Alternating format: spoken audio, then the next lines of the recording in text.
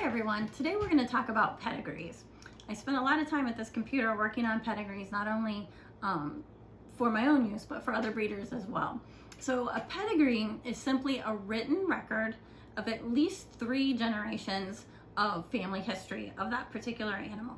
So a pedigree isn't related to prize winnings like in dogs or in rabbits. I'm mostly familiar with rabbits, but it's simply a written family tree. So for an animal to have a pedigree or not a pedigree, every animal has a family tree, obviously, but a pedigree is just that family tree written down. So it's useful for breeders to look at bloodlines to see how closely animals are related.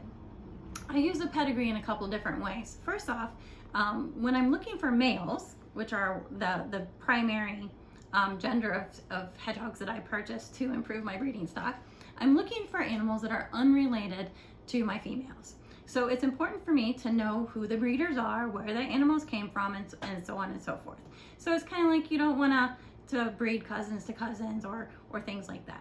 The second thing I look at when I'm looking at a pedigree is how long of a written record does an animal have. The pedigrees have herd initials on them that we use to identify breeders.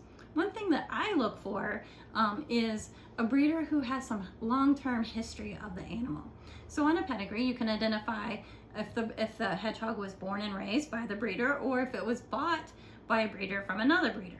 So some pedigrees contain a lot of breeders, different breeders on one pedigree. So different animals from different breeders. Other breeders may have raised most of the animals on the whole pedigree. So that is something that I look for, and something that I try to do with my own animals is to have written records of how the animals are producing, their health, and things like that. So a pedigree can tell you a couple different things: the age of the animal, their parents, and their lineage. So hopefully that's a brief explanation of what a pedigree is and just narrowing it down to a written family tree.